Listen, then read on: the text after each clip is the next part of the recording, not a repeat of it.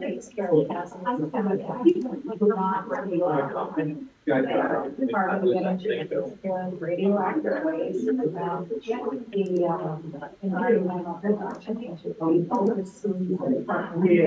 Sorry, I'm grabbing and trees. So it has been going on. It does. It was so good at when we did. Well, that's what. Actually, our system has the.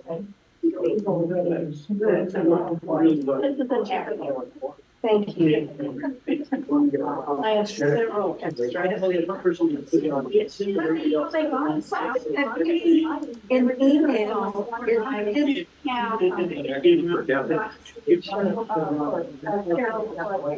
Oh, you are. People so. But one for Pam, one for me. Okay. The same one. I know.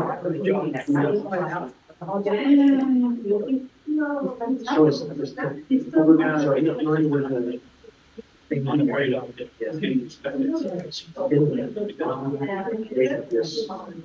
Well,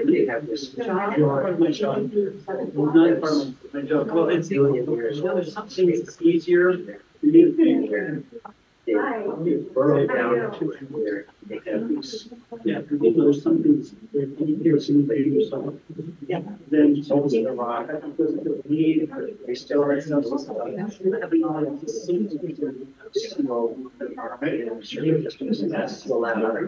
other stuff. Yeah.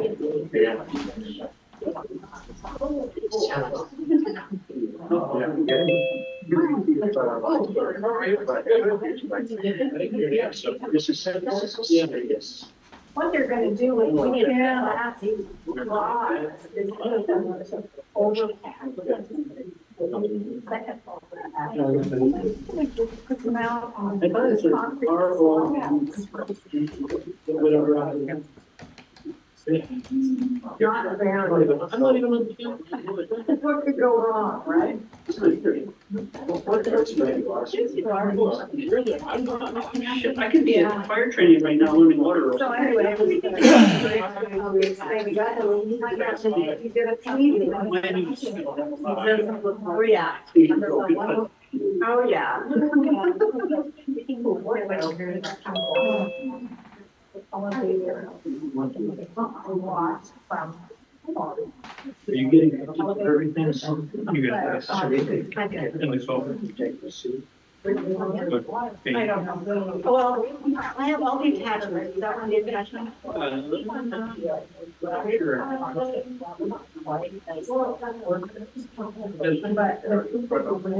You may have it in.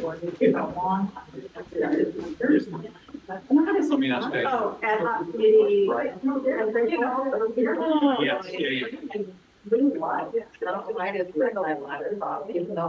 Even look at this, it says right there on my phone, so if you're, yeah, I'm just doing mine because I may end up having this slide. I saw mine. Get out there.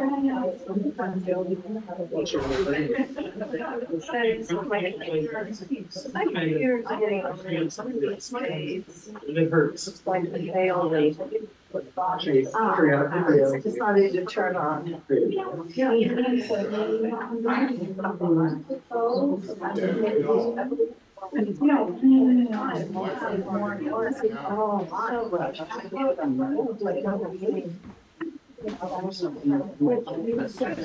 We're doing it in the wrong way. Yeah. I've never actually something many years ago. Well, I mean, I understand.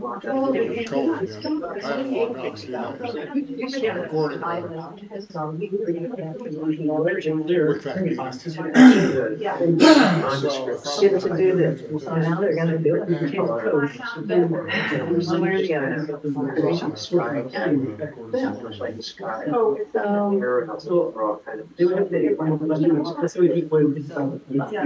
Kim, how do I get it into this network? What do you want me to Do you have, Okay, let me just say this out loud. I don't know.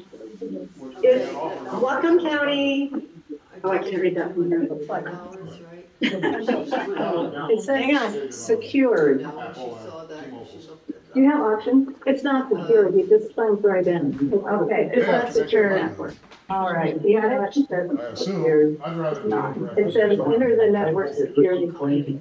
You know what, are you on the correct one? It's Whatcom County dash public dash 4. And you bring it up, it's just wide open. Okay. I mean dash A. Okay, well, you can go by case anytime you want. Where's your Wi-Fi? I don't know where the Wi-Fi number. Yeah, that's all right there. And then it's showing me what's available. This is the one. When I don't know, I may not be doing that. That's all that comes out. Oh, there, finally. Up here. Like my case. Yeah, that's one. And I clicked on that one. Just It wants, it needs the network. Yeah, absolutely. I don't know, mine, just going right in, you have this wide open. You don't know, Pat will have it, I'm documents. Oh, I have all the documents. I have a little slide thing to go. Well, maybe you can work that out. What time next year? 6:05, okay. Why don't you go see if you can work that out? I guess, well, then I don't know apples very well, but there's bound to be a case. You know, I think we're gonna call to order the Whatcom County Ferry. Okay, first, could you start the recording? Yeah. Yes, it's Recording in Thank you. progress. We are gonna call to order the Whatcom County Ferry Advisory Committee meeting on March 14th at 6 p.m. in the Garden Room Building in Bellingham. So first, I would like to call the roll. Janice Cottrell, here. Richard Fry. Present. Pam Gould, here. Diane Harper. Here. Todd Legacy. Here. Carol Lamp. Here. Tom Philpott. Here. Catherine Shornick was not able to be here tonight, and we have one unfilled seat. So thank you all for coming. We are going to stand and do a flag salute and a moment of silence to bring our best selves to this meeting. And this is the only side. I pledge allegiance to the United States of the United States of America and to the republic for which it stands, one nation, under God, indivisible, with liberty and justice for all.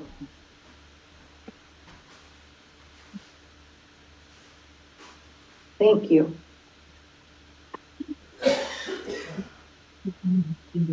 Great. Okay. Well, I'd like to welcome all the committee members coming from Lummi and from town.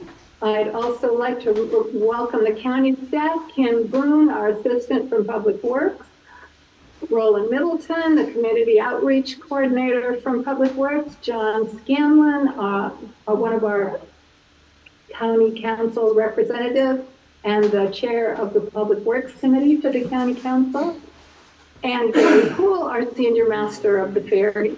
And I'd like to welcome the community here in the audience, as well as the community on Zoom. So thank you for attending. So the first order of business here, everyone got the agenda in their packet. And are there any changes that anyone would like to make to the agenda? If not, the agenda will stand as written. This next order of business, everyone received a copy of the minutes from the meeting on February 22nd, 2024 to review in their minutes.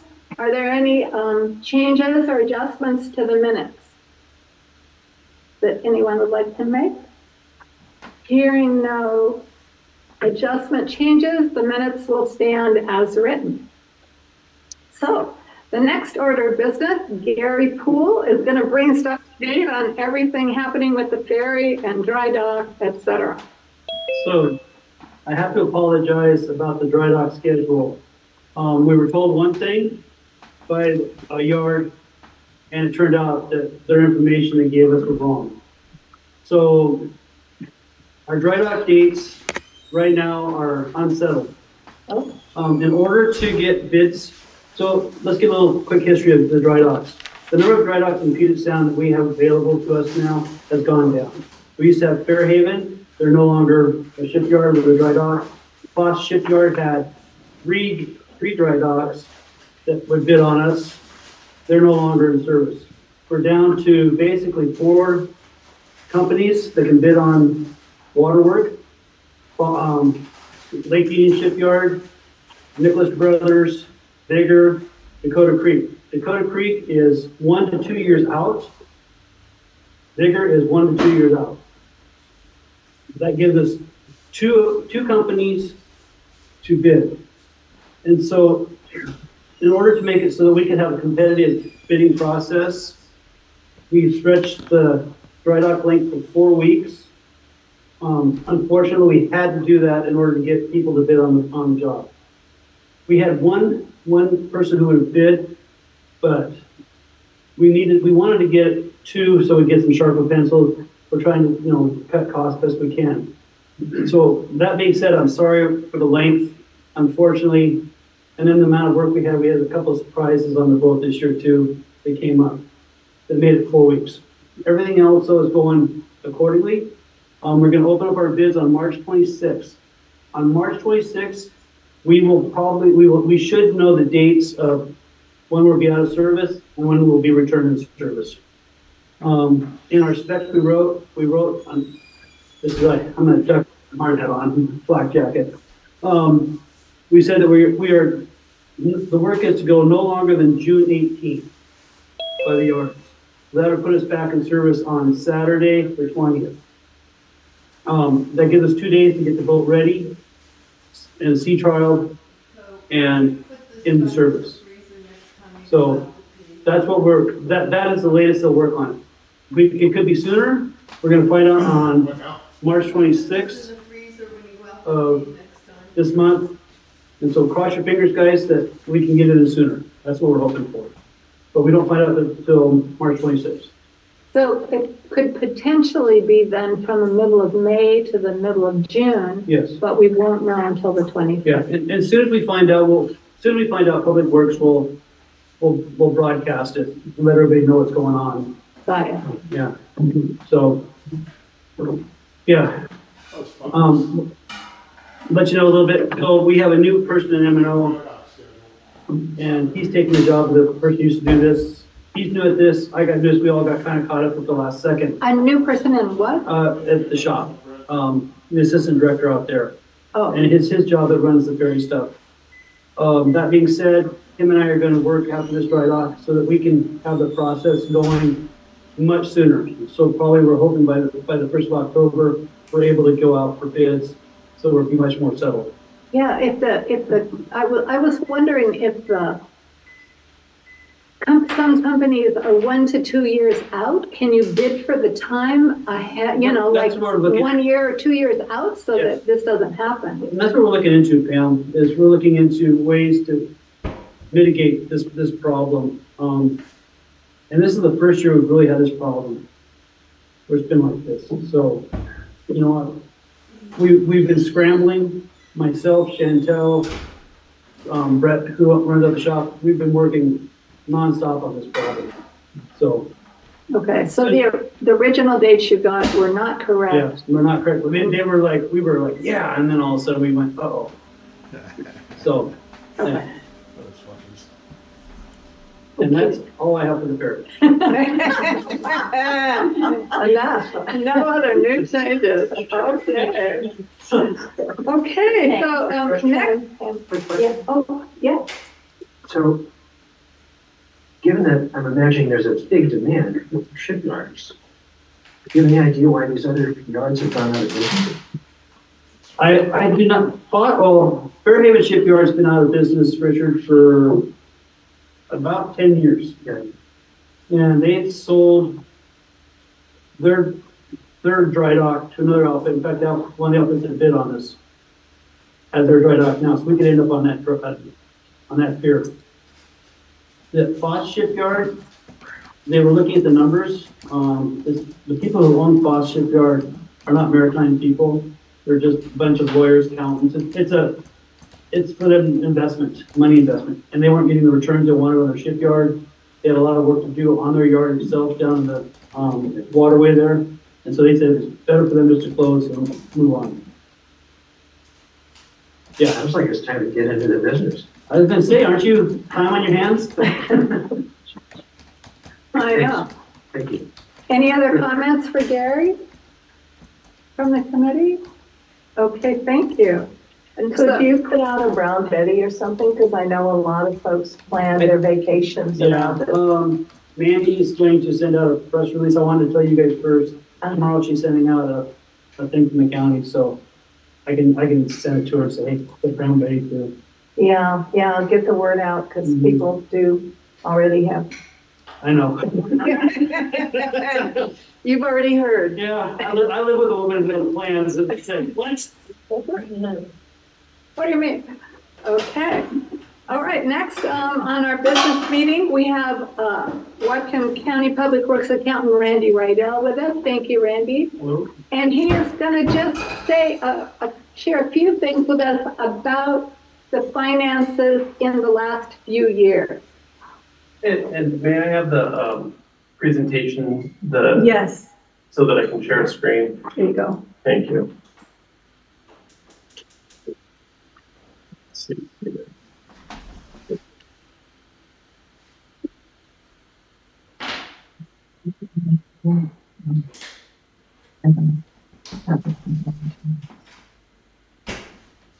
So, hello, Randy Rydell here. I'm not sure how well people will be able to see the screen in here. Hopefully it's big enough, but it's also available then to those of you who are at home. I am here to discuss some of the numbers for the, there we go. That came from the recent look at the year end of 2023 concluding. We don't have all the numbers in yet. There are still changes that are being made, but ultimately we have a lot of the numbers as far as expenses and revenues and those pieces. So a few highlights from the year are, first off, this is from 2023, that we have collected about $200,000 less in fares than we had budgeted. The ferry deficit reimbursement that comes in every year came in about 116,000, somewhere around there, less than budgeted. The motor vehicle fuel tax came in less than budgeted. And on the other side, investment interest was up. Ultimately, from a ferry operation standpoint, the year ended with $474,000 less revenue than we expected. That's not great if you're a company trying to make ends meet, because we had expenses that were similar to last year, if not a little bit higher than last year. We'll go over those in a minute. But so here's the revenue collection. And I'll take a moment to note the ridership piece. Ridership was down from 2022. Single rides decreased. Single ride pedestrians decreased by 10%. Single ride vehicles decreased by almost 9%. Multi-rides were a little bit less, and multi-ride vehicles experienced the least amount of decline. Ultimately, this decline is what this decline and the mix of tickets that are bought. When I say mix of tickets, I mean if everyone bought full fare tickets, we would have plenty of revenue. If everyone bought multi-ride tickets, we wouldn't. And so it's a complex mix of ridership and the type of tickets that people purchase. Yes, Can I ask one question? Do we have numbers that say, like how many what's the percentage of single ride pedestrians or single ride vehicles, or, you know, like what's the percentage, you know, in terms of ridership? 20% of the trips are. Yeah, I do. I have those numbers in front of me. I can't put them up on the screen, but pedestrian cash fares, single ride pedestrian fares, 12% of ridership. Okay. About. Single ride vehicles is 18% of ridership. Got it. And so total single rides for those, not counting trucks, but for Right. those make up, 30%? Trucks? No. 30, not counting trucks, Oh, not counting. make up 30%. Oh, make 30% single ride cars, like regular cars, And single ride pedestrian. Single ride cars and pedestrians together. make about 30%. Okay, Yes. got it. So 30, if you look at the fare structure, as I know we're want to do, 30% of ridership pays the full fare price. Right. And what's the percentage that is, and what about trucks? What percentage of ridership are trucks? do they even register? Let's see here. They are not enough to register on the percent of ridership that I have. Basically, the multi-ride vehicles that are passenger vehicles and the pedestrians make up 91%. Well, no, So the other, trucks- no, just a minute. That group that he just talked about makes up 30%. Trucks make up 1%. Trucks make up 1%. Yes. And so vehicles and passengers with passes make up the other 69%. Is that correct? Yes. Okay. 69% and trucks are 1%. Yes. Okay, that's helpful to know for us when we're looking at how the fares are going to be computed. And I've never heard those numbers before, so thank you. Okay. So back to ridership. Sorry about this. I'm gonna step away from the graph that that council saw the other day, and I'd like to step into a different graph that I prepared just for you guys. And it is.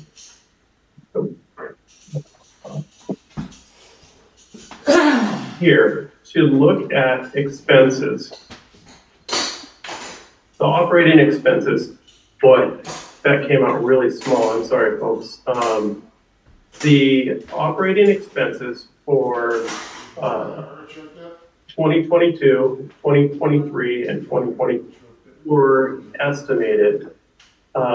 You can see that. And what I did for this, there was some requests to see what it would look like without the dolphin repairs, because those have been a hot topic. So I took dolphin repairs out for this graph. Without dolphin repairs, $3.5 million worth of expenses in 2022. Let's see here. Just that number to pop up. It's about 3.729 million worth of expenses in 2023, and it's estimated to be $4 million in 2024. So they're going up $500,000 every 2 years. About. Okay. And that, I think the jump between 2022 and 2023 was about 7%. Got it. So those are going up. Yes, I am. I think that is what primarily our vessel rental, the increased dry dock costs. The vessel rental, I'm not sure what year it went up. I don't know if that was it might have been earlier than that. 22 to 23, I think it went up 400,000. No. 23. Yeah, it's been 960 for 3 years, so no, it doesn't include that. Okay. Thank you. Yeah, just a very simple question. Randy, are these graphs going to be given to be made part of the record of this meeting, the minutes of this meeting, so that we'll be able to download them? They're being recorded right now. They are live meeting notes. No, I know, but what I want to know is whether they're going to be attached to the minutes of this meeting and part of the public record of this meeting. For the purposes of-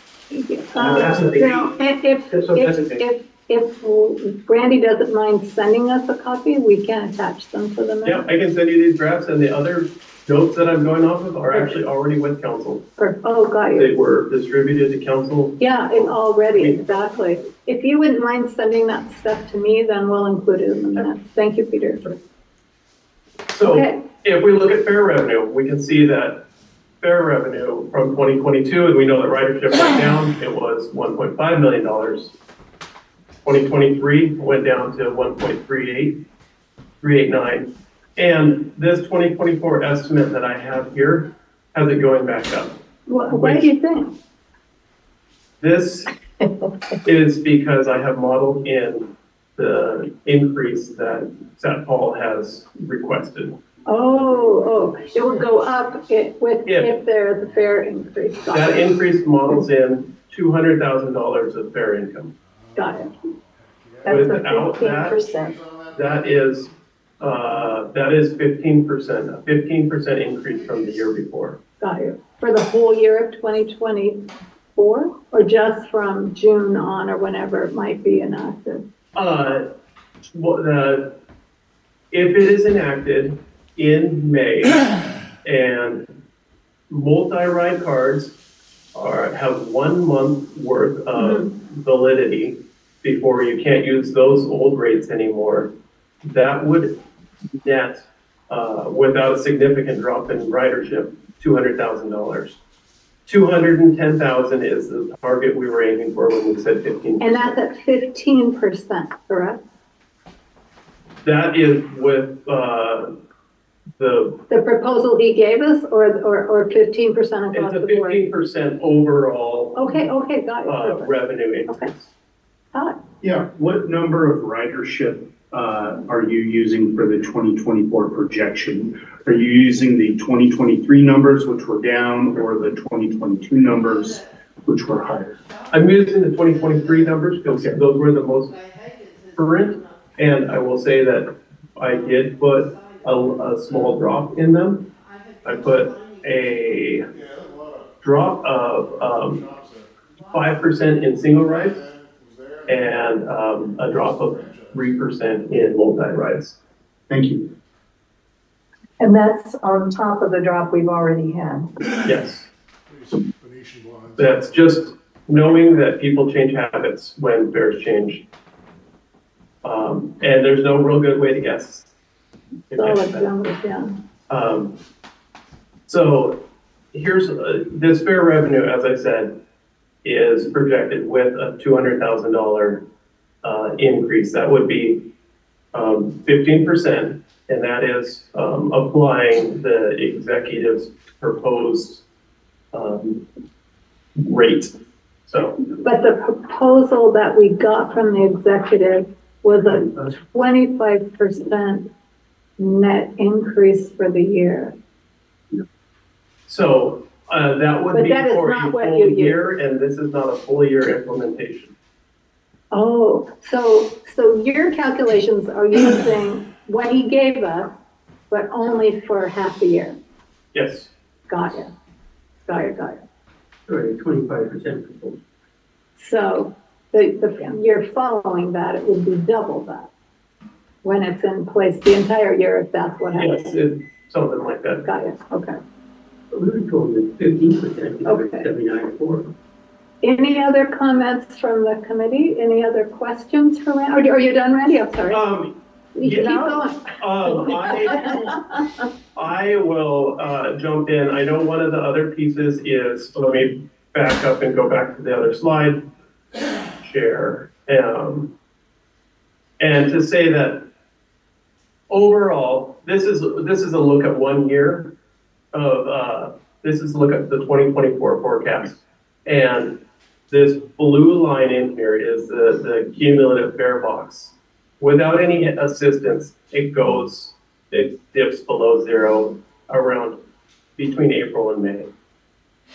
Randy, does this When we talk about ARPA, Excuse me. the ARPA addition, which has been proposed in council, is the addition of ARPA money. It actually keeps fare box up above zero until we get to the end of the year. And do you know if Liz is intending to request ARPA money? It's all in the council's, They would have. it's part of the council. Would she make a formal request though, and then they would decide, or has she done that already? I'm not aware, because I know that it came right out of the executive talking with council, and that's where the ARPA funds are authorized through. It's not, so I can't answer. It's my understanding. Yeah, It's my understanding Public Works has requested that from the executive, and that's going to a whole bunch of other stuff that will be wrapped up and. Fine, okay. And I have one question, just to clarify. Quick, Pete, yeah. But, you started off, Randy, by saying that you were deducting the dolphins from those two blue graphs, the bar graphs that you showed. Are the dolphins included in the classified of this graph that you have there on? the dolphins are not an expense of 2024. But they're They're built into included the in starting. where we started from, yes. So are the dolphins are included in the $600,000, or this $570,150 starting point? Yes.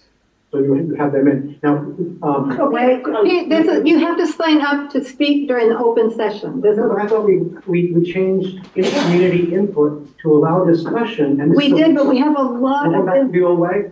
No, we have a lot of business, Peter. And he just did answer your question, that in the first one, the dolphins were out, and in the second graph, the dolphins are in. Is that not the question you're asking? I have a follow-up question. That was a predicate to, if you want to cut off discussion about this, Pam, that's okay. Tell me that you want to cut off discussion. I don't want to cut off discussion entirely, but we have a lot of business tonight. So if you have another quick question, please. Okay, yeah. Randy, you're aware that LACTA passed a motion unanimously at this last meeting on February 22nd, asking Public Works to provide a financial analysis with the dolphins out of that, and where you guys had put together the 4 charts that you presented to the council with the dolphins in. And LACFAC asked for a financial analysis with the dolphins out. Are you going to produce these charts with the dolphins out so we can see if there's any change in the steepness of the curve downward? How we can see how that contrasts? I can answer that right now. There is no change in the steepness of the curve downward because the dolphin expense is not in 2024. What we're looking at here is 2024 and 2025. Since the dolphin is not an expense of that downward trend doesn't have anything to do with dolphins. But it starts low. Where it starts from does, but the downward trend, the fact that That's a this slope. whole graph slopes downward does not have any Okay. bearing on the dolphin question. Thank you. Okay. So ultimately, what we were looking at just a minute ago was the year 2024's estimates. Here is a graph of the bigger picture, and that is 2025, 2026, where it continues to head down.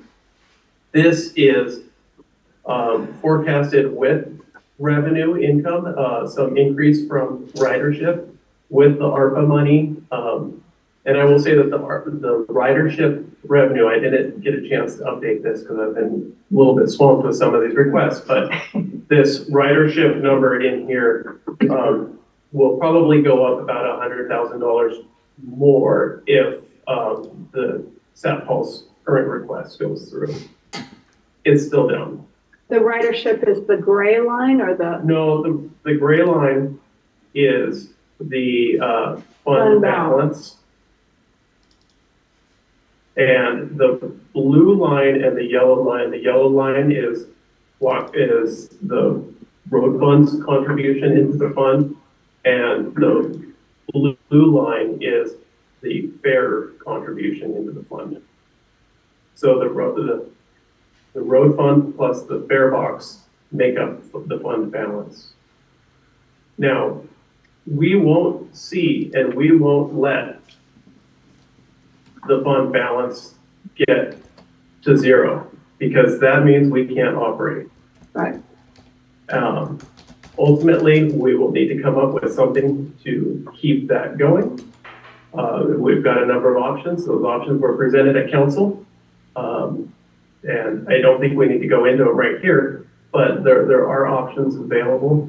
And, ultimately we will continue working together to keep this, keep the fund balance available for operation. So is it fair to say a fair adjustment alone will not turn this tide entirely?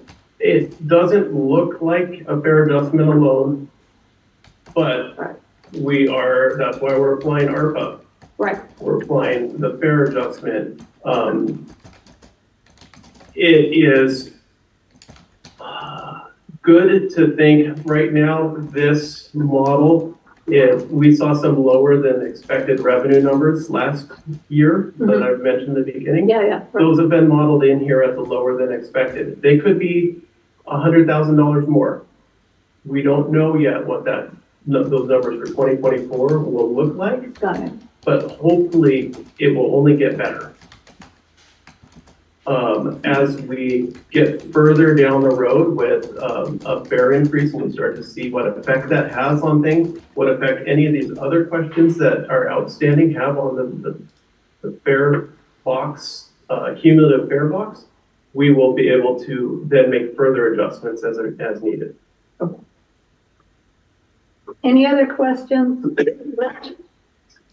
So what is the next mechanism by which you hypothesize that these numbers are sloping down like this? Is it, what's happening here? Oh, why do I think they're sloping down? Yeah, obviously you're making an assumption that they're going to slope down in the future. So what are you basing that assumption on? Historic expenses. From when to when?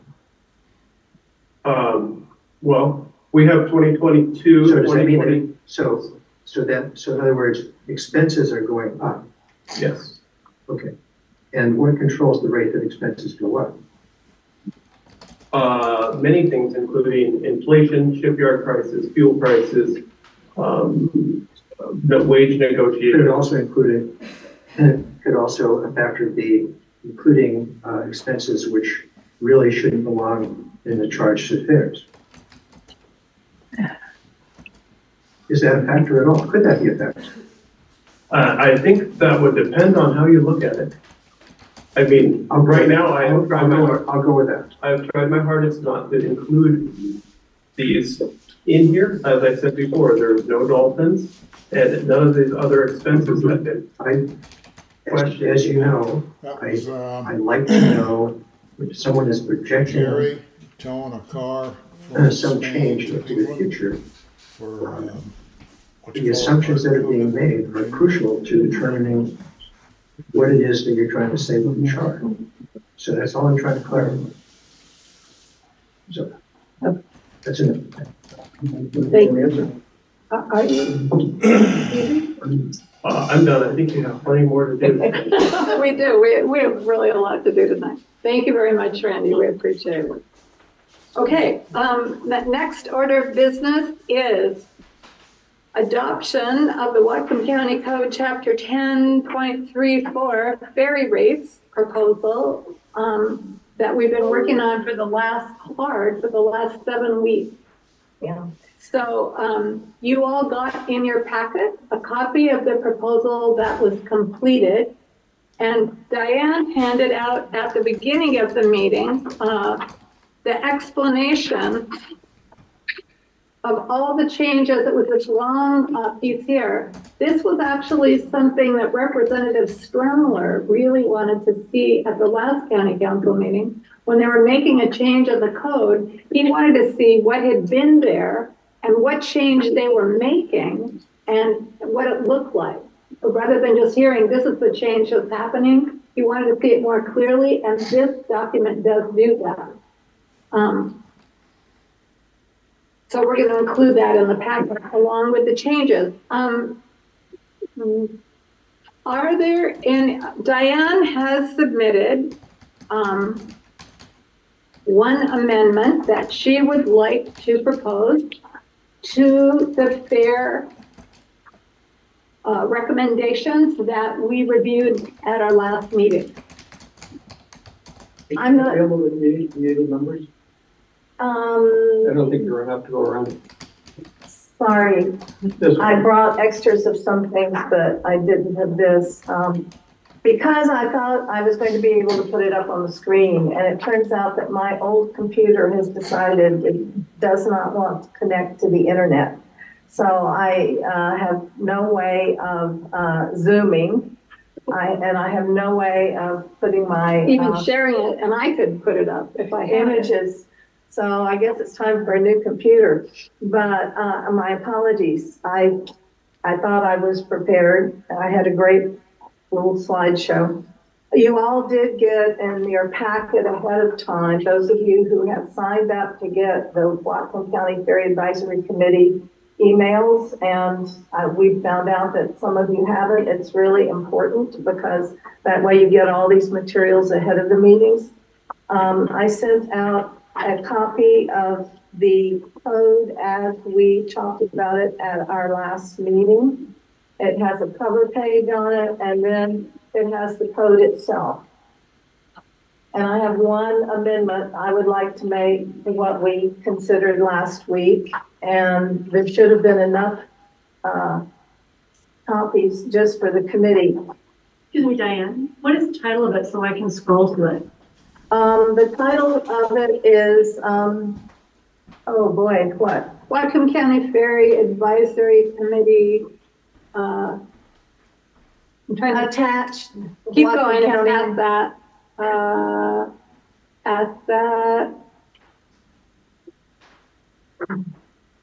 There, right there. Okay, thank you. And what I point out here is that in our code amendments, we have included some provisions in that final chapter that were not there before about how you can keep either excess fares or deficits from accumulating forever, basically. We had a period of 12 years where surpluses kept building. And so as a part of that, they're in chapter 10.34, 0.030, if you'll scroll on down to page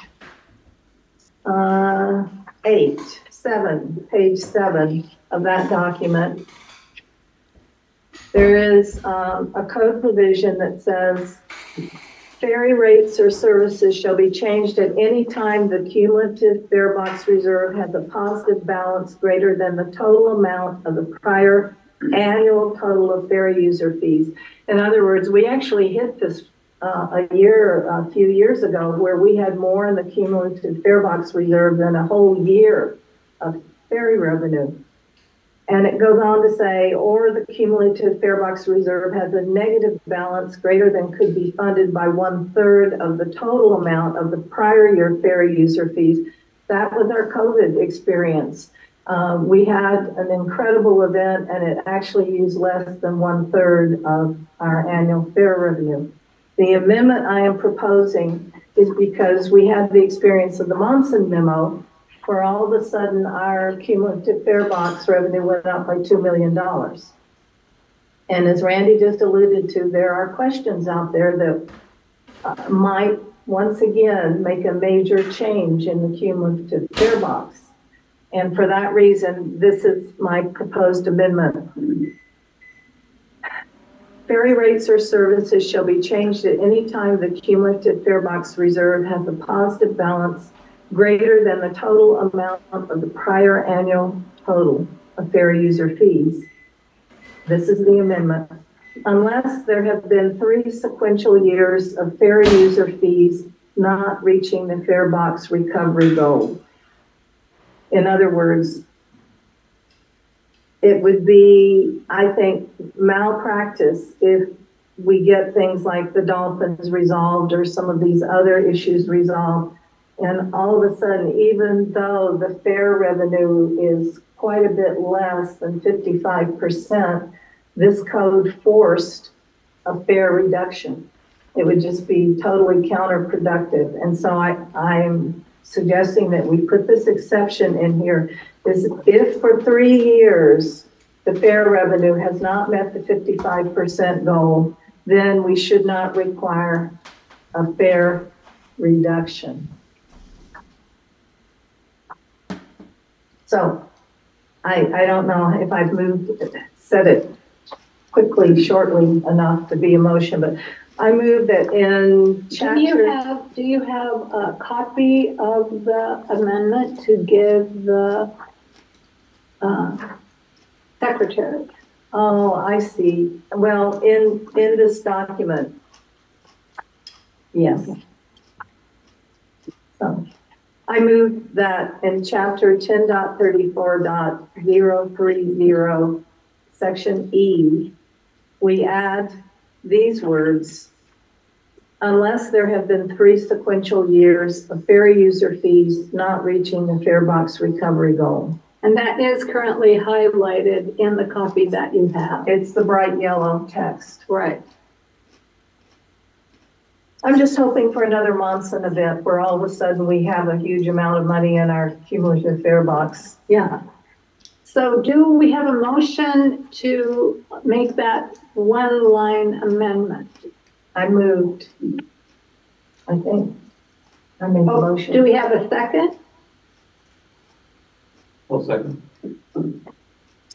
Second. Is there discussion about the amendment? Any discussion? If not, I'll call the question. Please signify by saying aye if you want to include the amendment. Aye. Aye. Please signify by saying, raising your hand if you do not want that amendment. One Todd Legacy, one against, and 6. Are there 7 of us tonight? 6. I'm abstaining. Pardon me? Abstaining. And 1 abstention. Good. I don't get it. 4 in favor. I don't follow. Okay. Are there any other amendments to be brought forward for this Whatcom County Code 10.34 ferry recommendation to the county council? No more amendments? Cool. No, I see no discussion. So we are going to vote on the document that you received in your packet. Everyone's had a lot of chance to read it. It's been out there for about at least a month in various forms to appreciate. And if we pass it tonight, it will go directly to Dana, to the council, to be included in their packet to be looked at. So, all in favor of recommending our attached document, Chapter 10.34, amend to the county council as our recommendation for the code adoption, please raise your hand. That's 1, 2, 3, 4, 5, 6. All opposed for the recommendations for the code adoption? Abstention for the code adoption. 1 abstention. Thank you very much. We will transmit this to Dana as requested for the county council to be included in their packet for their meetings on Tuesday. Rob. A very quick question. Yeah. The current code, this recommendation, and what the county has recommended, given the financial situation that Randy has outlined, do any of the 3 trigger a rate increase today? Yes, right now, the balance, the 2021, we were less than 55%. 2022, we were less than 55%. In 2023, we were less than 55%. And it sure looks like we're going to be less than 55% in 2024. Okay, current code, And the current code, we have to be in deficit right, in order to have a fair increase. This code loosened that on the premise that if you have either 3 sequential years of too much revenue or 3 sequential years of too little revenue, you should take a look and not let it just go on for a decade, which is what happened last time. It just, you know, nobody wanted to mess with it because we just kept. the county code, county recommendations, The county recommendation didn't change it. It said deficit.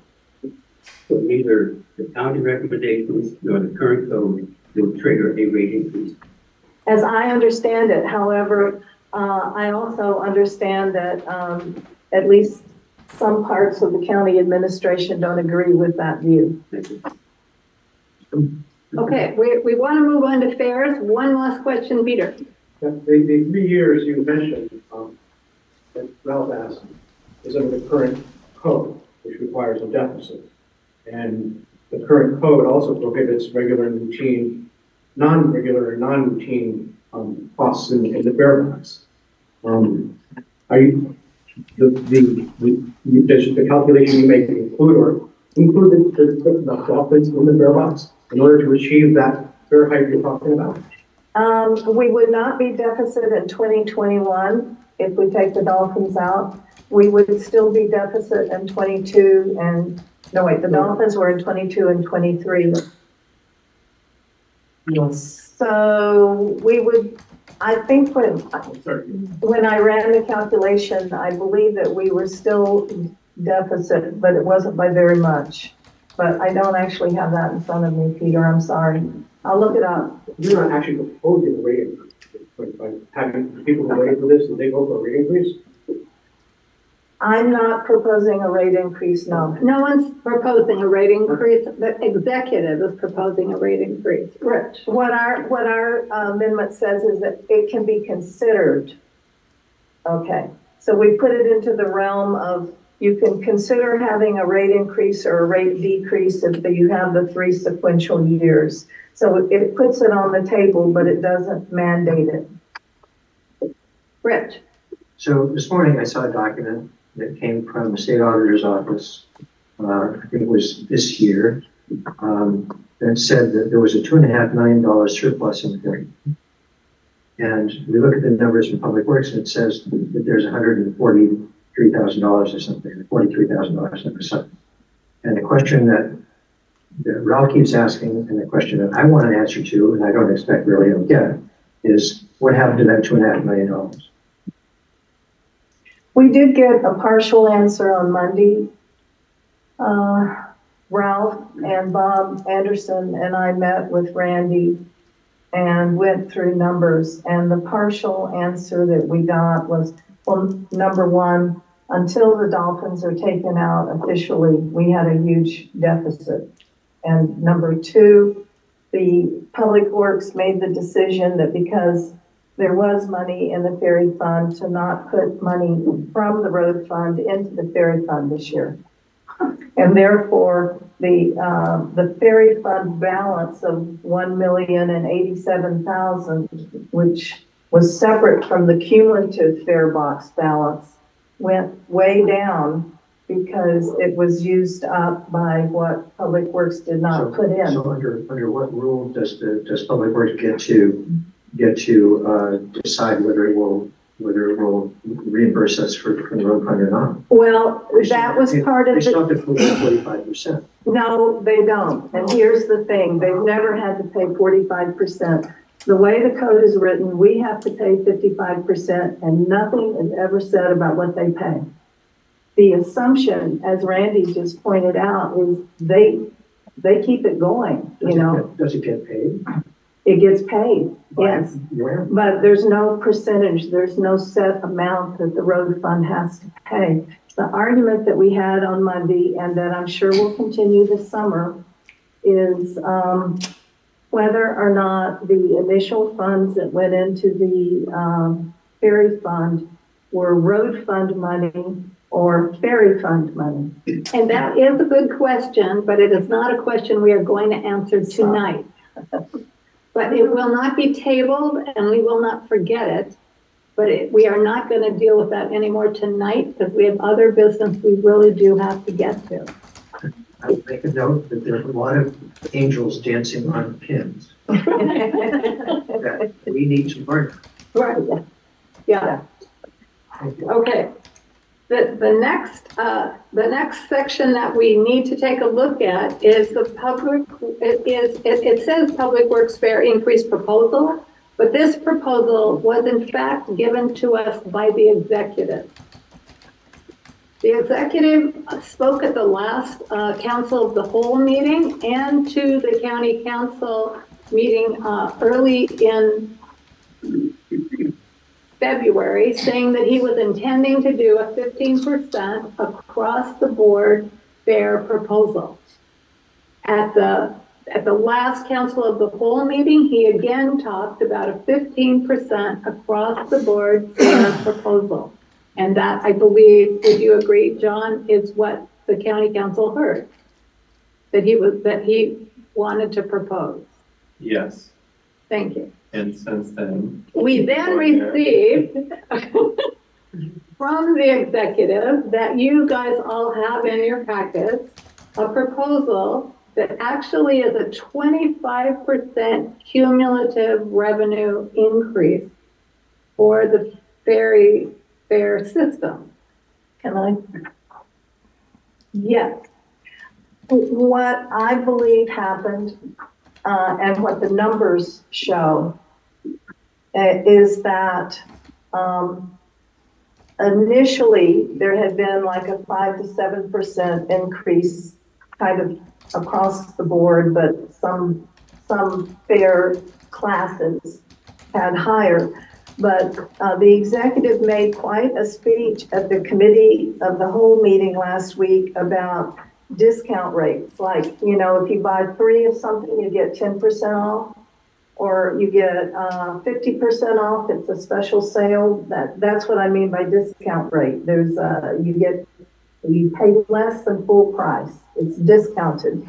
And he made quite a speech about how 10 to 15% discount was more than enough. In fact, because you would use these passes over multiple months, you were actually making money on it, you know? And so he evidently felt quite, I mean, the way that I took his speech was that this is something that really mattered to him. And when you look at what actually came out, what happened was he told Public Works to apply the 15% instead of our current discounts, which are quite a bit higher. And it works out perfectly. Once you apply the 15%, then all of a sudden the total amount of fare revenue coming in is 25% more, not 15% more. And so he also in that speech pointed out, at some point he said there's hundreds of thousands of dollars available because we give this big discount. Well, so that's what happened, is an extra $110,000 got added on to the 15% we had heard about just by applying that 15% discount rate. And what it means is on your punch card, you would pay 85% of the cost of a single fare. And right now, you only pay 33% of the cost of a single fare. And that made the difference between a 15% across the board and a 25% that really hits punch cards. I mean, it's really a significant increase. What did he also made the point, and he, in Sub Hall's defense, he does really see more disadvantaged Whatcom County residents. And people that don't have a lot of money could only afford to buy a 10 punch card. And the 10 punch card only had a 15 or 20. The 10 punch card had a 20% discount. But if you were rich enough to buy a 25 punch card, you got a 38% or 34% discount. You got a significantly higher discount if you were rich enough to shell out $230 for a 25 punch card. And he did not feel that it was fair to people that could not afford to do that. He thought that the discounts for the multi-rides should all be the same. So in his proposal, he takes away that 35% discount for and even a greater discount for passengers, and takes them all down to 15% evenly. And he, I believe, is going to do away with the 25 punch card. They may just go to the all 10 punch card. Everybody gets, you can buy 10 punches, you get 15% off, and that, if you want to buy 5 of them, great. If you want to buy 1 of them, fine, but you don't get any kind of price break if you buy a bunch of them. That is what this, and essentially what this proposal says. So I would like to hear, before we get to public comment, which we will get to, I would like to hear comments from the committee about what they think about this proposal, their thoughts about this proposal. Well, I had a little bit of forewarning, so I'll lead off by saying that I researched Guaymas and Pierce County ferries, and traditionally the punch card discount hasn't been considered a quantity discount. It's been considered a resident. You know, you're resident on the island, so you get a good price break. Well, it turns out the Guaymas Ferry and the Pierce County Ferry follow that pattern. The Pierce County Ferry, in fact, has the same discount for vehicle driver that we do, almost the same, 33%.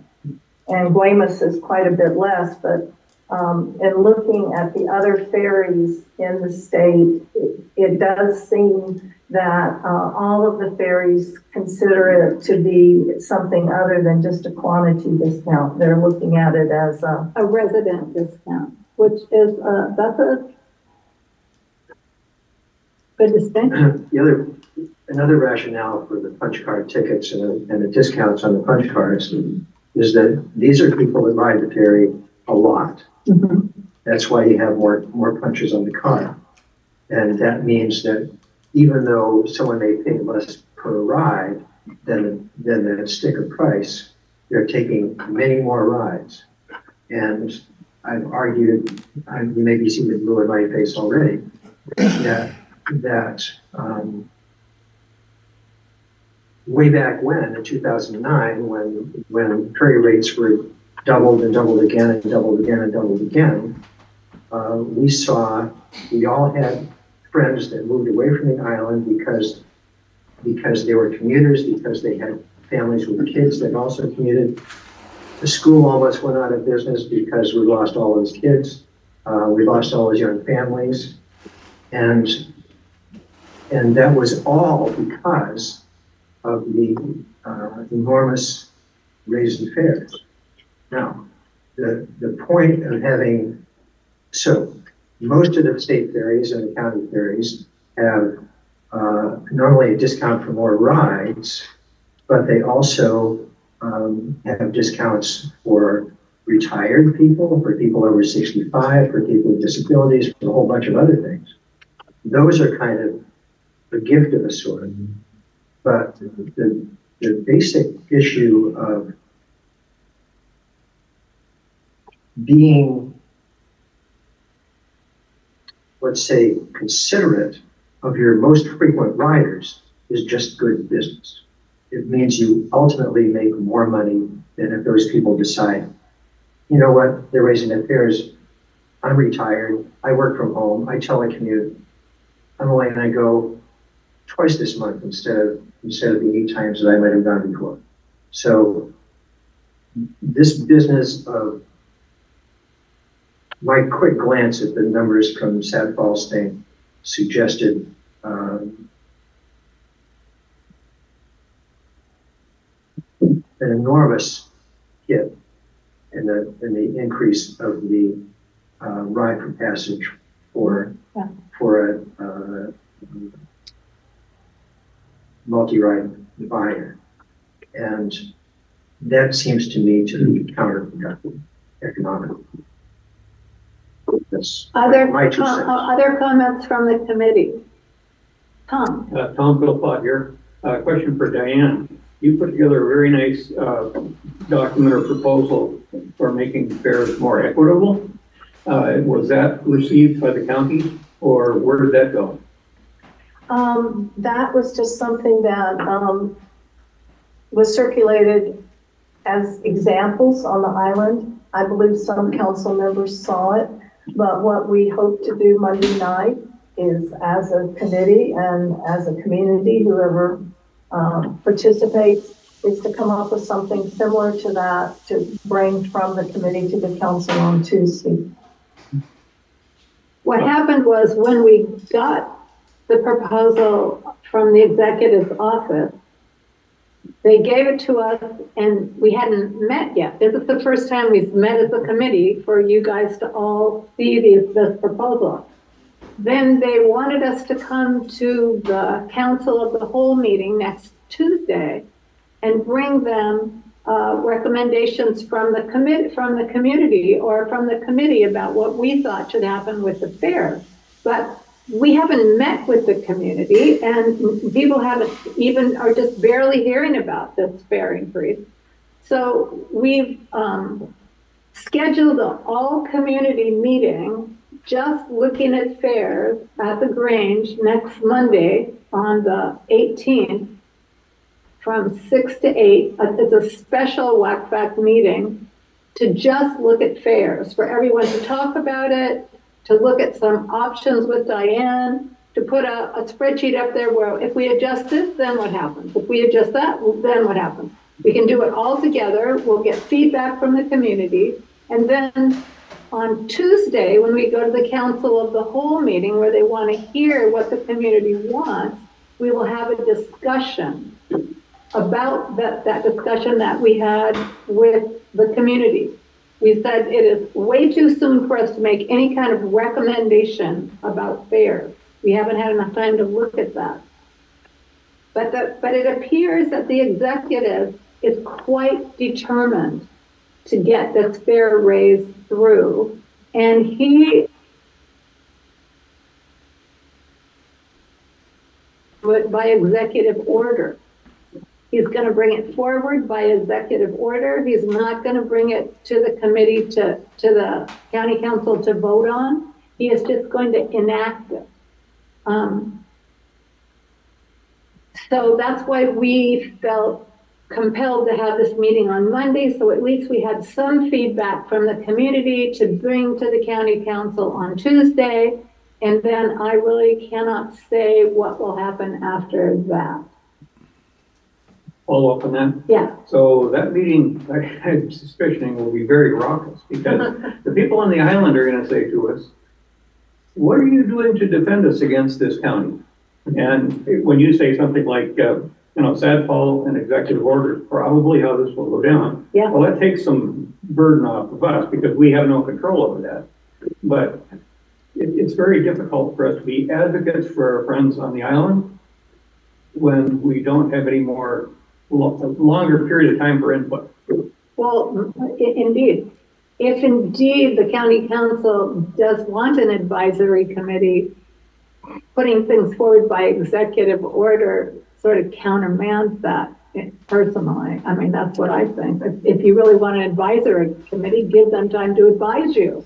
But you can't just suddenly, I mean, you saw the graphs have been, part of the reason that we enacted some of the things we did in this code is to prevent what happened for the last 12 years with no increase in ferry rates and no looking, in a regular basis of what is happening, so that, you end up with an executive that just, completely anxious about what's happening fiscally and feels that he has to do an executive order like this. Well, it's a good thing that you're going to have the meeting on Monday night, because then the response from the committee becomes part of the public record. Yeah. When you bring that to the meeting on Tuesday. So certainly the executive has the power to enact it, but I don't think that's the end of the story, right? No, I mean, And so I think that all will be well. Well, that's very positive. Well, I like that. Yeah, just one more thing. Yeah. I'm not sure if I actually got these tables and graphs out to everybody, but basically, there are two kinds of years of ferry financing. The first kind of year is what we could call regular ordinary. That includes 2010 through 2016, and to some degree 2017, 18, 19, but 2017 was definitely an outlier, as was 2009, and as were 2022 and 2023, among others.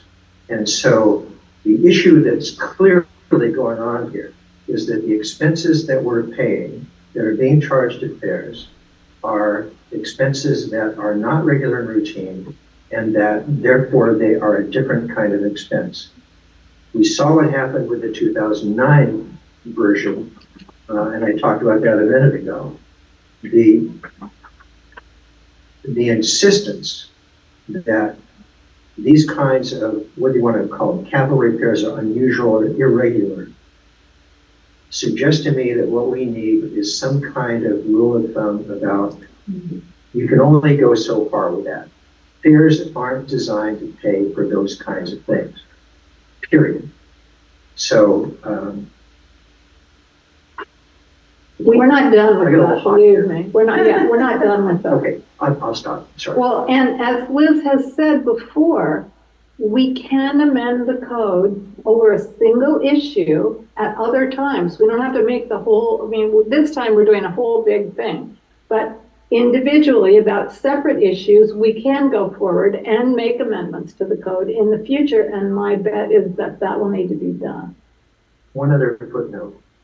I understand that Director Costa has expressed interest in and spoke favorably about the possibility of a countywide ferry taxing history. Has anybody heard about that? I do not. I have not. That came up at the committee of the whole, and basically the council and the executive, what I heard them say is it was dead in the water. Okay. It's a really, really good idea. It's a really good idea.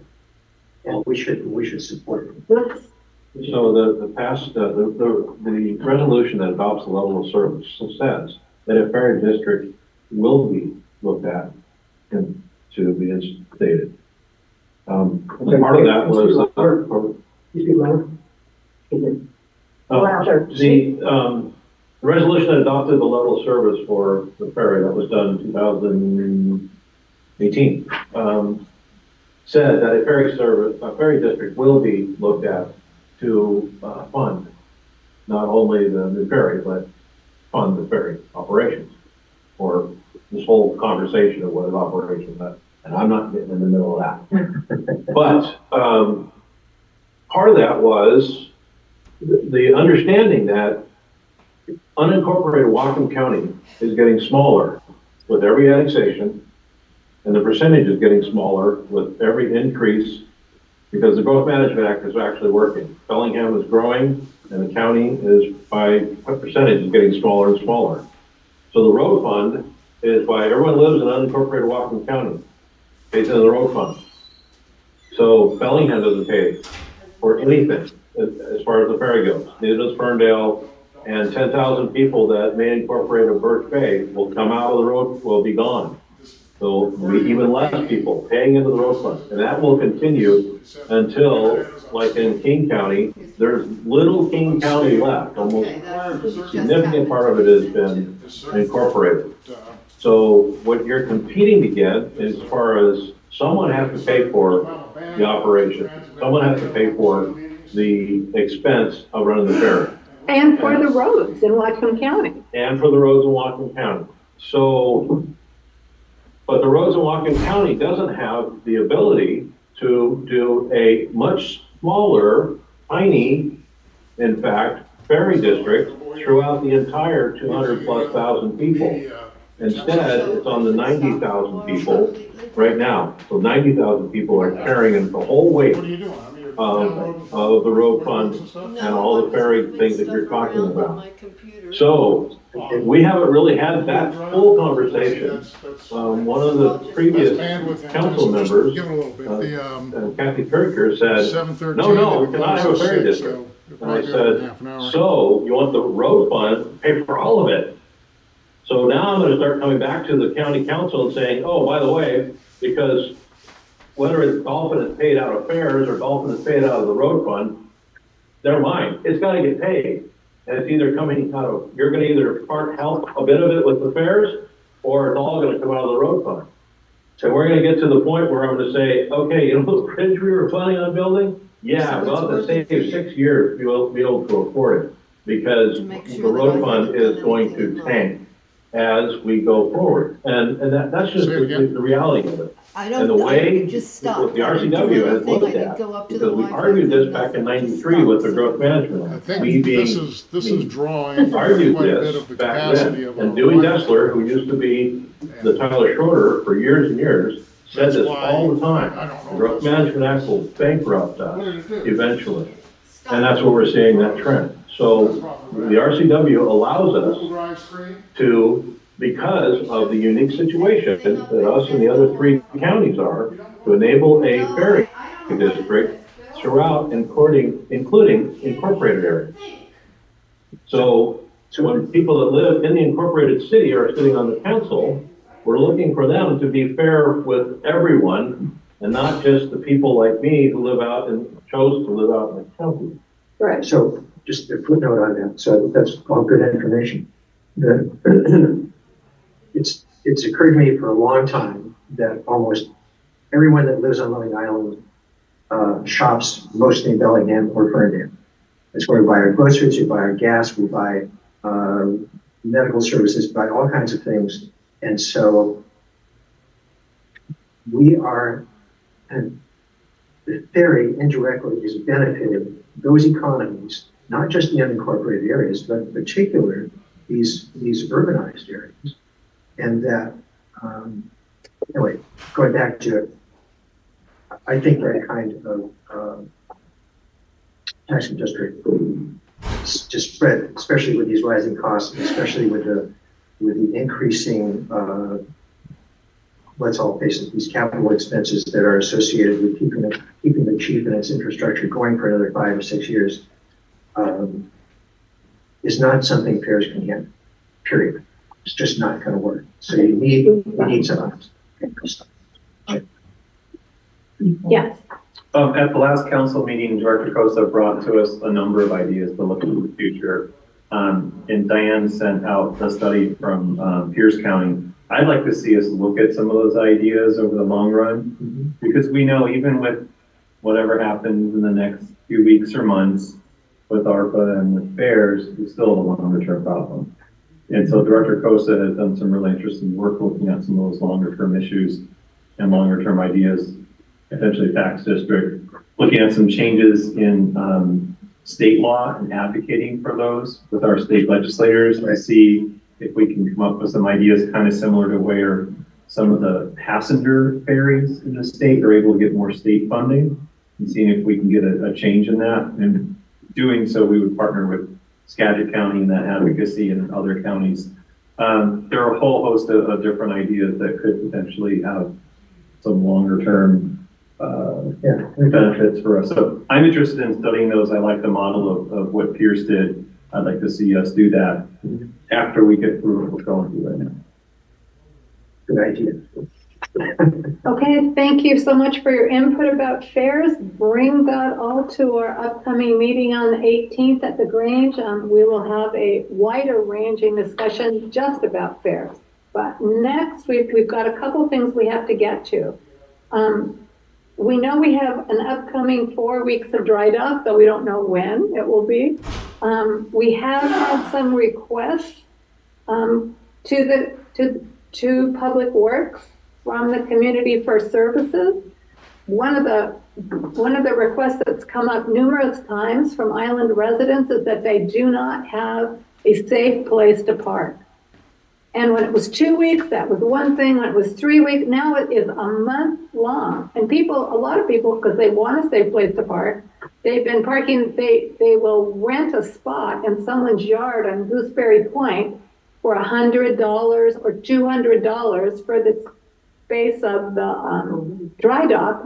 But currently, because it is a month long, some of those yards are now wanting to charge $800 to have a secure place to park their car for a month, because when you're parked just on the county parking on the bay, it is not always safe. And because I personally drive a Prius, and the catalytic converter gets boosted out of there in like 2 minutes. And last year, I think 4 different cars had that happen. In the past, we have had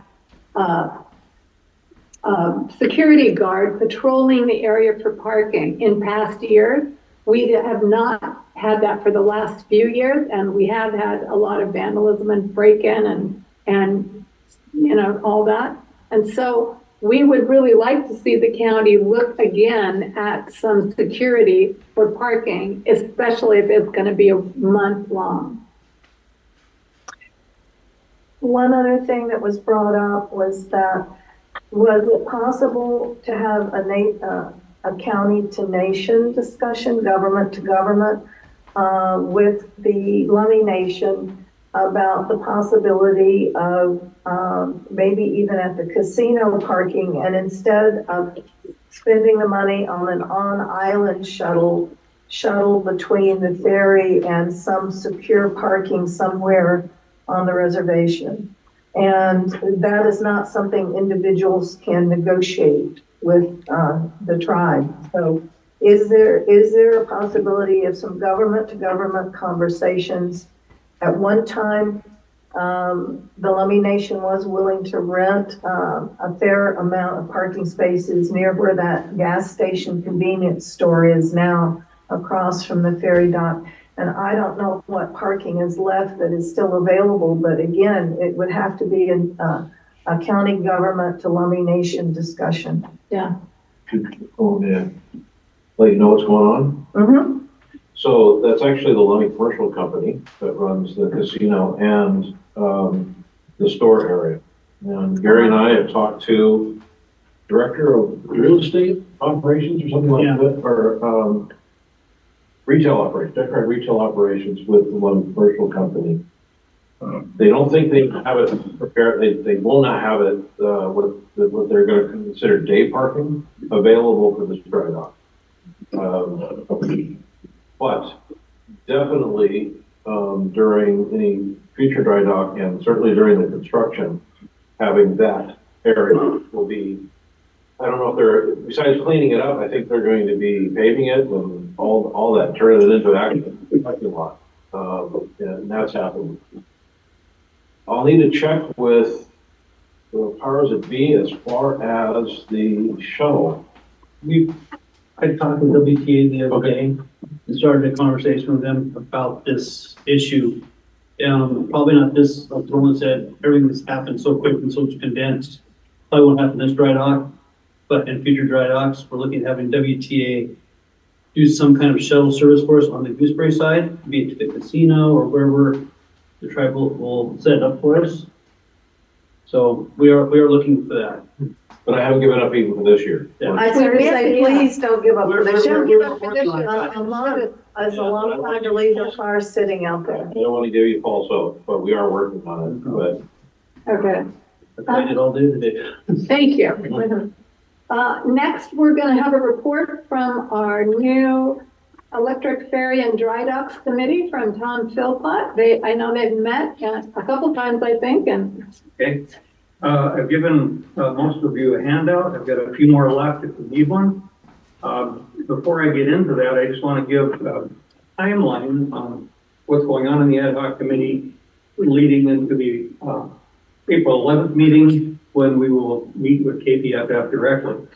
So essentially what we're doing here is we're coming up with a list of all the possible questions we could have for KPFF regarding design, et cetera, et cetera.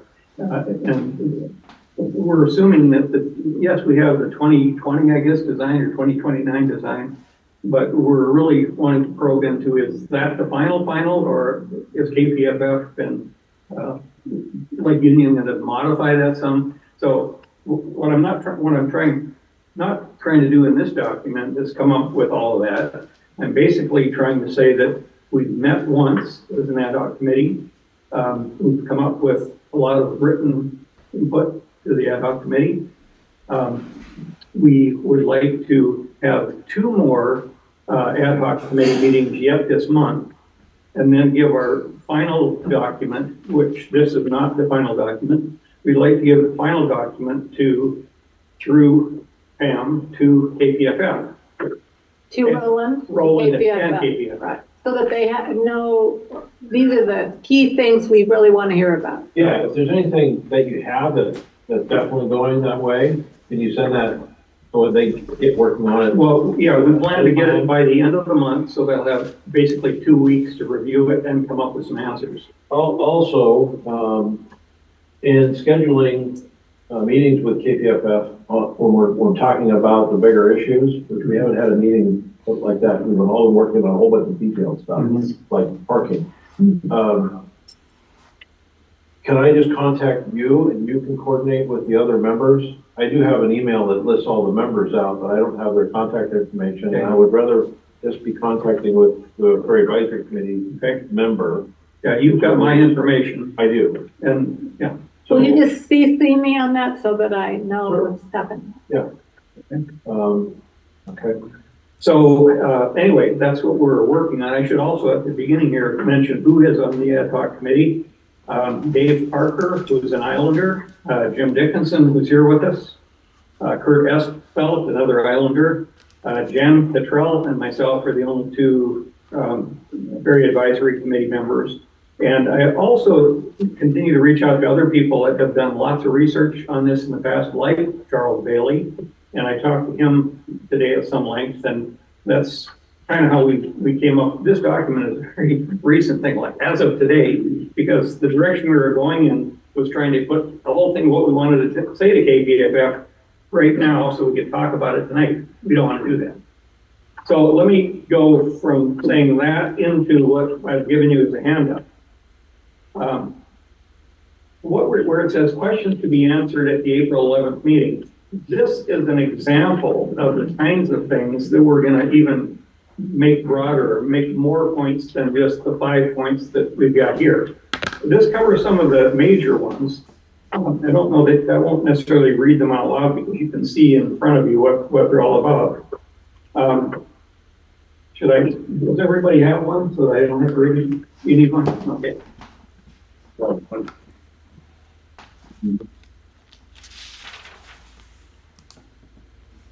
That's all. Okay. So, but what I would like to do tonight is, if you briefly look at these items, maybe there's some things that you have as a hot button you would want me to take a few notes on, and we could bring that up at our next 2 ad hoc committee meetings this month. So, we just take a second to look at that, and then I would entertain some, yeah. The immediate question it raises for me is a question for Roland, is that I keep hearing rumors of discussions downtown about, it would be much more affordable if we ditched the whole stupid 34-car vote thing and got a duplicate of the Glamis Fair. Did I talk about that going on? No. Too bad. Okay. Disappointing. Thank you. Okay. So you can add it to your list. So basically, we're going to put what we have to say into categories like propulsion system. Anything that pertains to what KPFF has as a document for where it's going. And these are some of the things that tie in with that. So Ferry terminal, that would be one part of what we're going to talk about. The design, which would tie in with diesel battery hybrid propulsion. again, we don't believe there's any change yet since the original document, so we can go back and review those, and we might say, what about this, what about that? And again, it goes on more about diesel hybrid propulsion. There's questions about the shore power will be another major subset, and we'll have 2 or 3 questions under that. EV needs, okay, they talk about overnight charging, and part of the concern is what happens if the electric fails 100%. Well, we've got 2 diesel engines to back us up. I don't know what happens if the diesel engines fail. So it's a matter of coordinating as to when does the ferry get charged, how much does that carry you through the day versus diesel propulsion, those kinds of things. And the 5th one there, yeah, how much electric power will it require and maintain a weekly schedule of 39 round trips a day? And will Puget Sound Energy deliver the power to the docks? And we're also already aware of the fact that Puget Sound Energy, even if they were to come up with shore power for us on Lummi Island for charging, say, overnight, they might have to phase in their doing this because they can't say, okay, we'll give you 10 million all at once and bam, you're gonna have it. They're gonna probably phase it in, is my guess. Is that your? Okay. So, beyond those 5 things, we also get into, we're going to look at project management, about tying the RAISE grant, and apparently we've gotten until 2026 to get rolling on that. We got to pull the trigger by that time. So we want to know, question about that, and then implementation. They talk, what we say about unsheltered terminal. In other words, you have a 180-foot vessel, and its rear end is hanging out there in the currents and the winds and that thing. Do we have adequate protection for that to mitigate not having it destroyed? So anyway, I won't say any more because time is of the essence, but does anybody have a hot item that they want to pass along? Or Roland, now that I've said that, do you have some ideas? I do. Diane has a hot item. Diane. Yeah, I had a number of questions regarding finances, and I also know there are a lot of questions floating around by people who are aware of it as far as the period of time that will be without service. And so I'm thinking, much as I love Charles Bailey, that you spent too long with Charles Bailey because this whole thing is oriented around the electric power.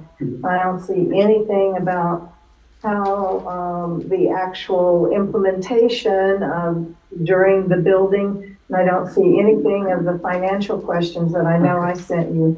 So I would just say this is a great document as far as wondering about an electric ferry, but it doesn't cover the issues. Okay, so may I speak to that point? Go ahead. Well, I actually kind of tagging onto that. Is any of this can be handled between KPF, James Lee, the engineer in charge of Whatcom County, myself, KPFF, and your committee, and discuss some of these things and answer them. Because if we're only have an hour and a half to talk about all the information about the construction, we're going to need every minute of that. And to go back and talk about whether we're going to have a battery pack, or we're going to wait for PSE, or are we going to run extension cords from Harbor Freight?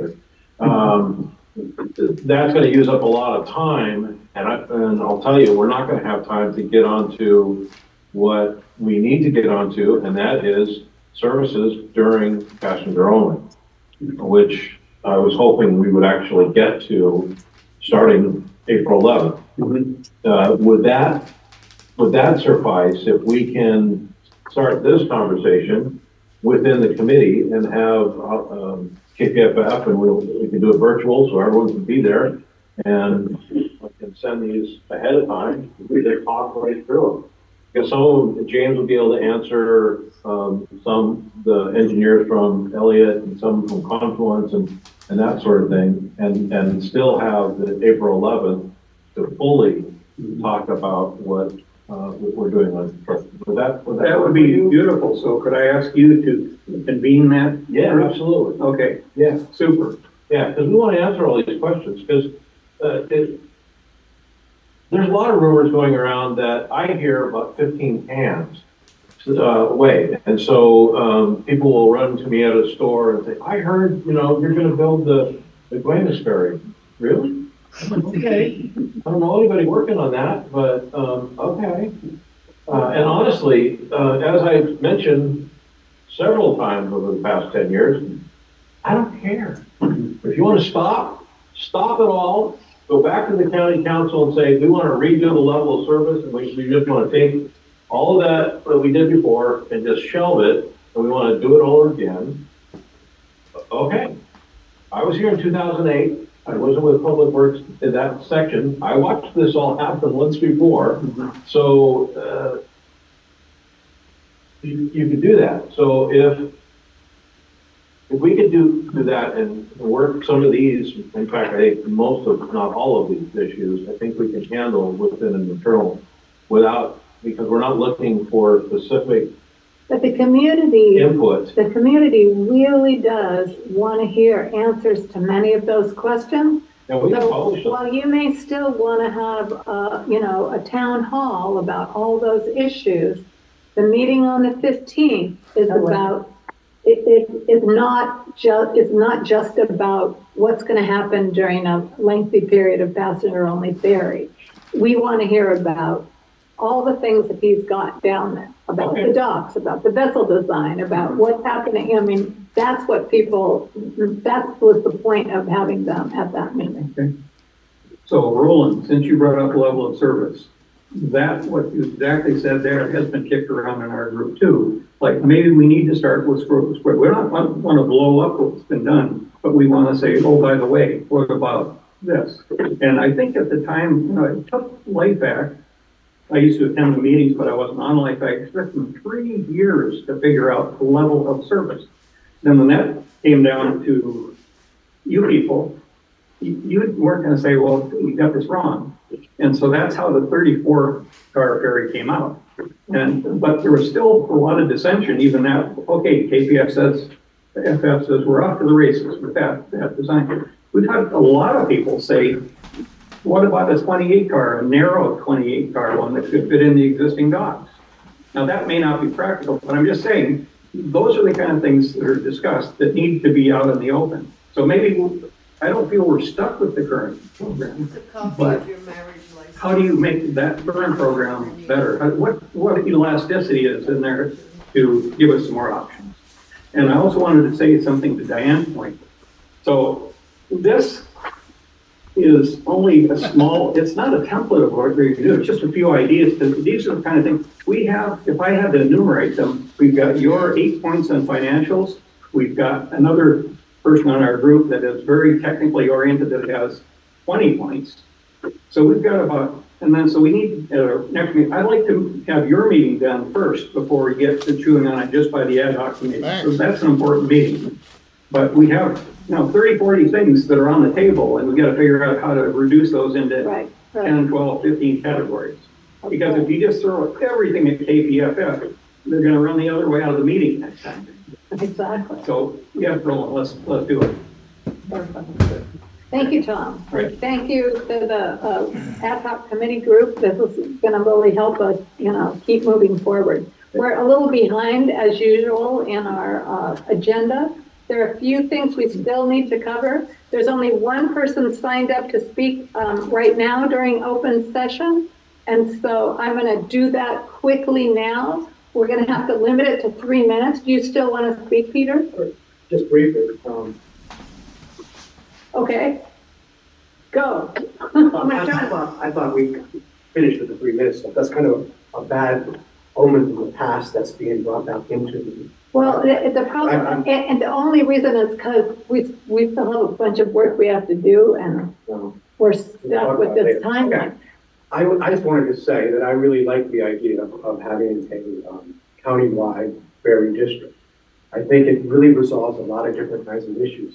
I mean, think about what's going on right now with St. Paul's 25% fare hike proposal, with the redistribution of the types of tickets and so forth. We're creating a situation that's going to be a cauldron for this island. People are going to get really mad. The community is going to polarize with county government. And this is going to be a tough road through the rest of this spring. We're going to be having a big battle. If this rolls forward, and if the county exec were to act by executive or a decision. It would be a very, very polarizing thing. And I think about the idea of a countywide ferry district. I think about the reality that that would require us all to work together. The county council, various departments within county government, the island, and allied communities outside of the island. You know, we could put together the kind of coalition to drive and achieve a potential solution, and rather than tearing us apart, ping-ponging back and forth about dolphins and about leases and about gas tax and so forth. You know, so I think we're kind of at a pivotal moment. I kind of see a fork in the road here. Over here, we got this alleged deficit, which I don't believe really exists. I think Ralph's questions really go to that. Rich's questions really go to that. We don't believe there is a deficit. If the fare box were properly operated with the 3 doors in, the administrative costs, routine, regular operating costs, and just the regular operating costs, the salaries and gasoline and so forth. Those are the 3 doors into the fare box. So we sit here and just fight about that and argue about what should be in there and whether we're creating artificial deficits or real deficits or not. We're not going to be in a position as a community and our government to move forward in a logical, rational way. You know, I ditto what Roland said about Kathy Kirshner in opposition to that district. She was also very opposed to 55%. She wanted to raise it to 75%. So we now have a new chair of Public Works. We now have an opportunity to work and try to put a strategy together and work together in a way that doesn't polarize us further. And you have to talk about your 3-minute. I know, sorry. But I'd like to see the fight. It's a great sentiment, and I appreciate you bringing that up. Working together is a great sentiment, Peter. I really appreciate it. So Peter was the only person who signed up. Are you interested in speaking as well, Ralph? Yes, sir. Okay. So. I'll speak my 3 minutes. Okay. Just a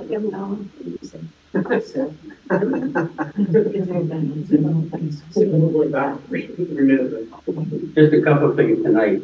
Yeah.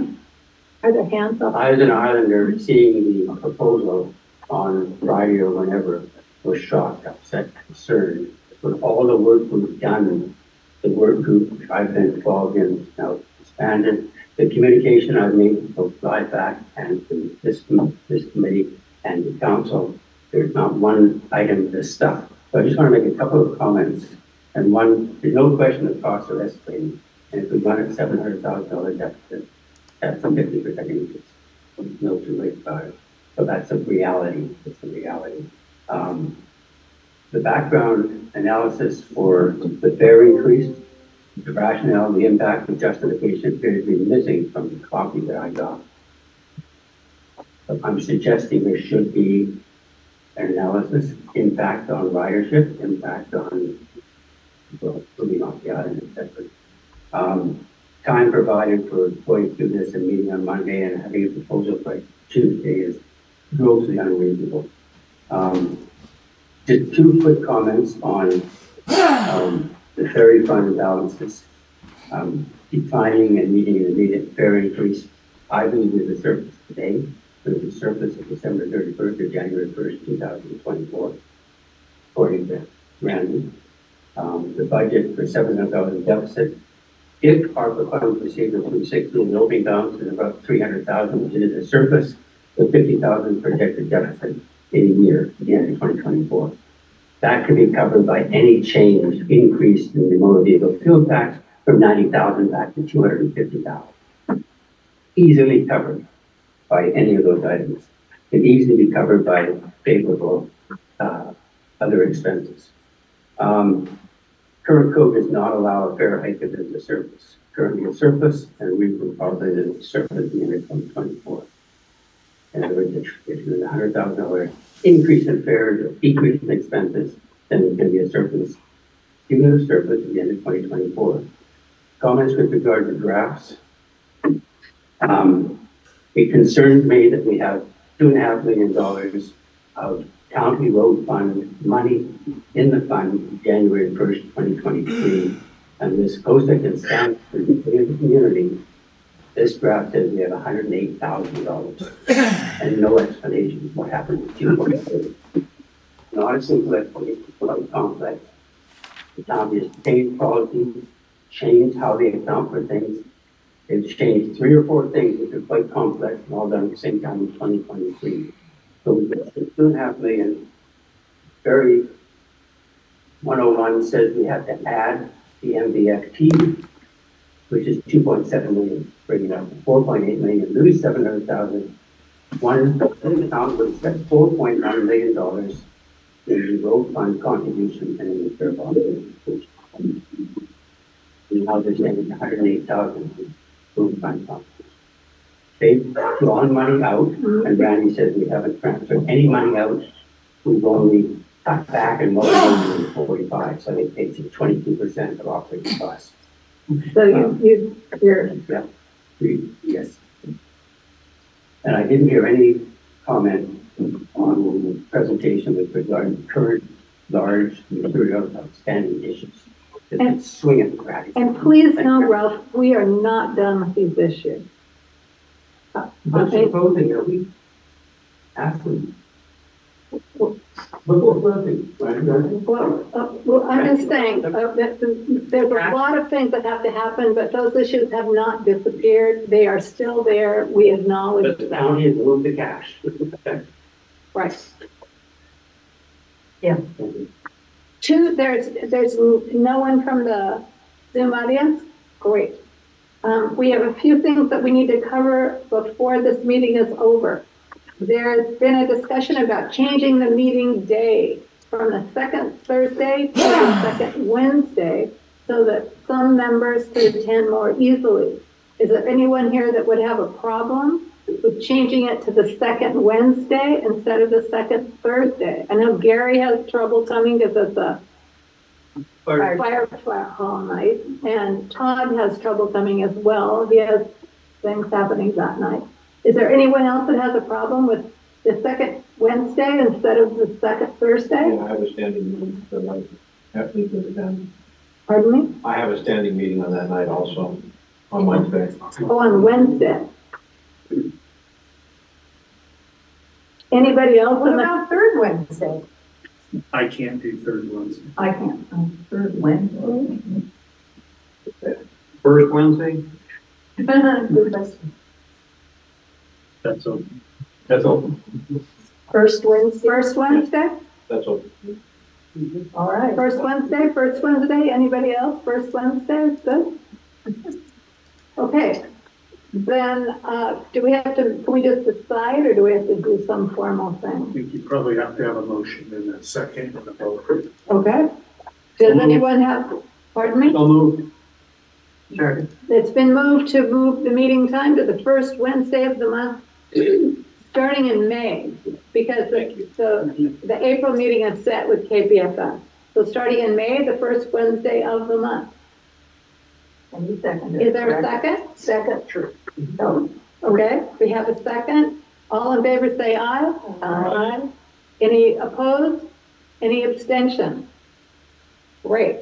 The next thing is we are talking about moving our venue change from the gathering place to the Grange. And the reason is because in order to deliver hybrid Zoom, we need a screen.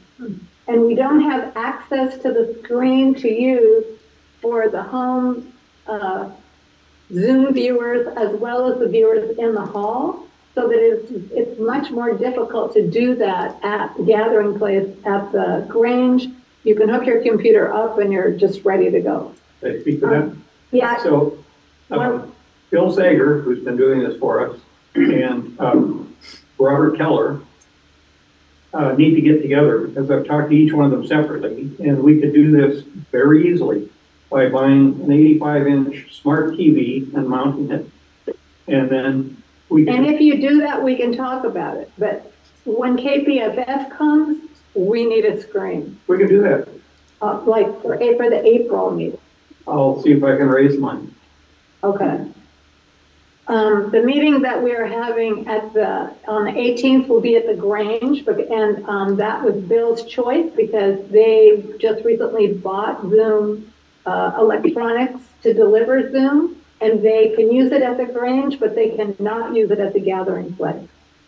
So we'll leave the venue discussion open, but the next two meetings will occur at the Grange unless there is a change and there's an opportunity to use the screen at the gathering. I'll get back to you within a week on that. Okay. We've mentioned already the special meeting we're having on March 18th. That is a regular WCFAC meeting. You're all welcome to attend. There will be a Zoom link and it is published in the agenda. Kim is going to get that agenda out tomorrow, so it will be available to the public. If there's any members in town who would like to attend, but they want to attend by Zoom, that will be possible. The next regularly scheduled meeting is April 11th, when KPFS will be here to talk to us all about our new ferry and infrastructure, including constraints, issues, and costs. And hopefully we'll have some time to talk about our lengthy period of possible lengthy period of passenger ferry, but most of that I think will happen at a formal town hall meeting with Leica. They really want to sponsor that. In June. In June. We were going to do June 1st, or we haven't scheduled that yet. Well, that's what we were talking about, and I mentioned it a couple of times, but that's now not happening because of dry dock, because You can blame me. won't have a boat in June. We can have a community meeting and we can totally. We can have a town hall, meeting you during guys, dry that dock. would be a great experience. Yes, it would be great KPFF. for you. You can park your car in the dark. You can walk in the dark to the ferry dock. You No, can in ride June- the boat. in June, Okay, they'll well, hold daylight. too bad. They'll have daylight in June. Yeah, really. I'll be down in Seattle. Okay, well, so a town hall will be determined. We definitely want to do that, and Leica wants to help with that, but maybe we should wait till after we have our dry dock time. Okay. Tuesday, talk about Tuesday, the March 19th. Oh, yes. And so at the committee of the whole on Tuesday, the 19th of March, WCFAC has 30 minutes to present to the committee of the whole our response to the executive's fair proposal. So if you have things that you want to say, please come to the meeting on the 18th.